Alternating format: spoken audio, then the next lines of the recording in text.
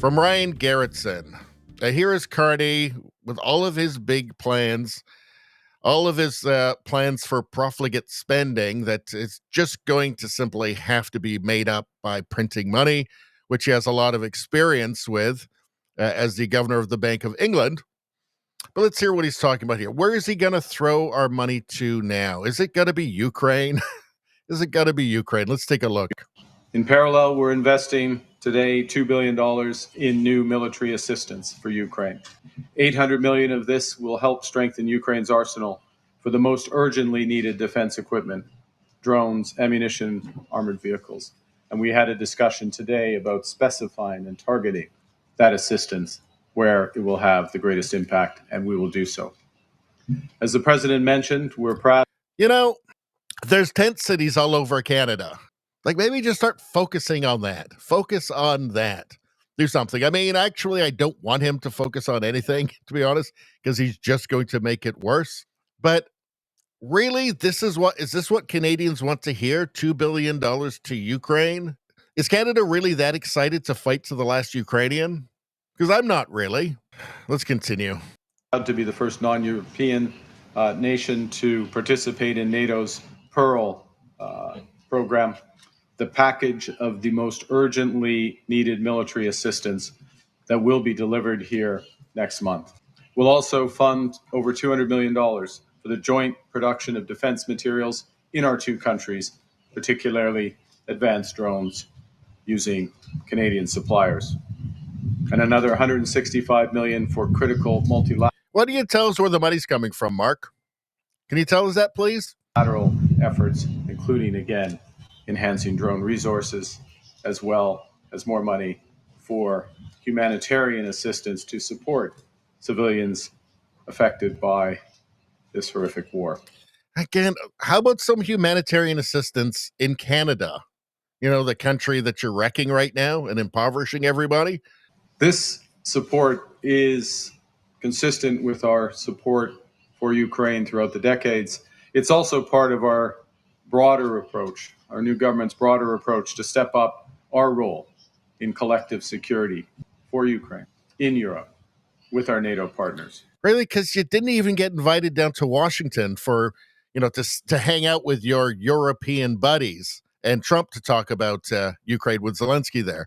They didn't even invite you down. I mean, is this you trying to buy your way back into the cool club again at Canadians' expense? And around the world.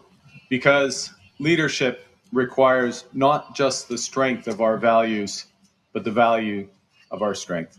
Canada has what the world... Well, okay, what was that gibberish? Let's listen to that again. I think I've heard him say that before. For Ukraine. Because leadership requires not just the strength of our values, but the value of our strength. Just platitudes. That's all he's got. He's worse than Trudeau. Leadership required. First off, a successful leader accomplishes something, does something of note, anything. I mean, you've had enough time now. You could have accomplished something on some front. Just had some noticeable win somewhere. Some notable win on something. We don't. We need more than your platitudes, Mark Carney. Canada has what the world needs: productive industry, highly trained military personnel, a wealth of natural resources. Yes, that aren't going to get to anybody. Those natural resources, that's actually the only thing the world wants. Like LNG, oil, right? These are the only things that the rest of the world wants. Minerals, sure.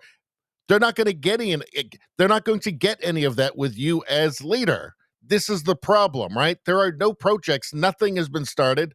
There's nothing even proposed. Oh, how about this? Here's another great idea from Mark Carney.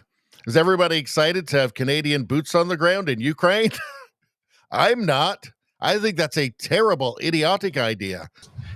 We are working through with our allies in the Coalition of the Willing and with Ukraine the modalities of those security guarantees on the land. He said modalities. He's so smart. And in the air and the sea. And I would not exclude the presence of troops. Yeah. I would not exclude the presence of troops. Well, first off, he also forgot to say catalyze. he forgot to tell us what's going to get catalyzed. So I guess he slipped up there. But presence of troops on the ground, either now or after there is peace there, no, absolutely not. We have no place there. We should not have any place there. Russia is not going to allow that anyway. It looks like there's not going to be any negotiated peace in Ukraine either, not anytime soon. It's most likely to just end up with just capitulation and terms of surrender. And certainly in that case, there's not going to be any foreign troops on the ground in Ukraine. So this is all just nonsense. This is brave talk from a guy who's really just, these are just impotent words from an international globalist, technocrat, central banker eunuch. But dumb, still dumb, right? Dumb. Let's see. Oh, yeah. All this from the guy who was not even invited down to the U.S. with his other European leader buddies. That's how much he's respected. That's how much Canada is respected, right? The U.S. in the past would, say before Justin Trudeau would have wanted Canada there again as a counterbalance to the Europeans. Not anymore. Not anymore. Anyway, that's all I'm going to say about that. Please like, share, and subscribe. Subscribing really helps me out. I thank you for that. I will see you next time.